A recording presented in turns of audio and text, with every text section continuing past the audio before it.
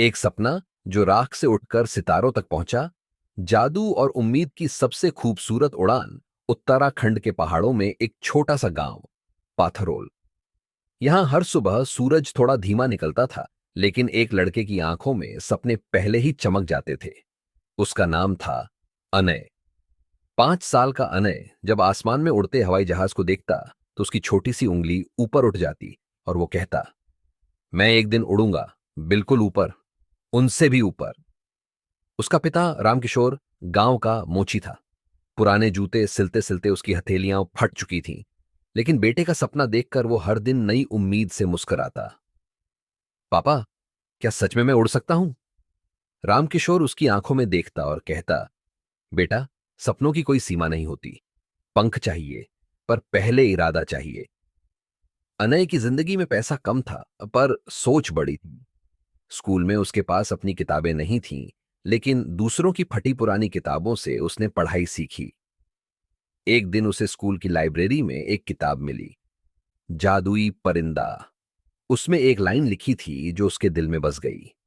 जिस दिन तुम अपनी पूरी आत्मा के साथ सपने देखना सीख जाओगे, उस दिन ब्रह्मांड तुम्हारे लिए रास्ते बनाएगा। अनय ने उसी रात आसमान के तले कसम खाई, मैं पायलट बनूंगा, चाहे कुछ भी हो जाए। 10वीं में अनय ने झिल्ले में टॉप किया।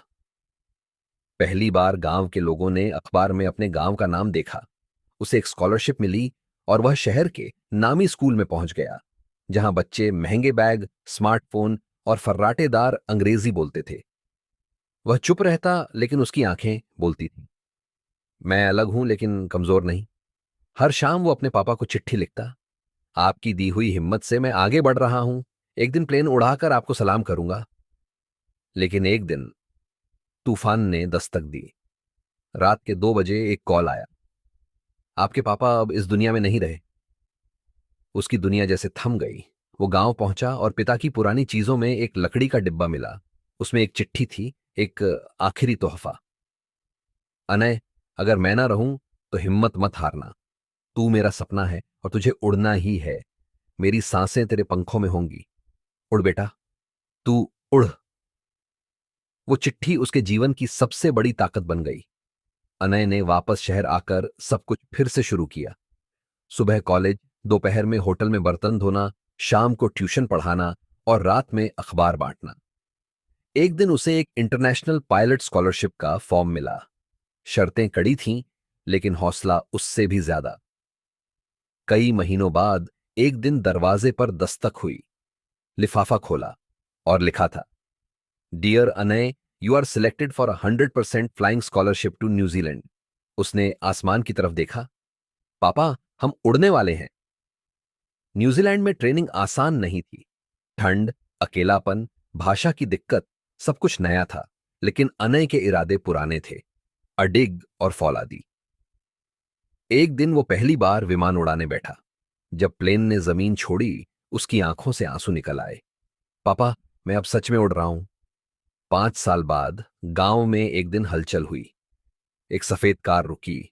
बाहर उतारा एक लड़का, सफेद पायलट की यूनिफॉर्म, सुनहरी विंग्स वाली टोपी और आंखों में चमक।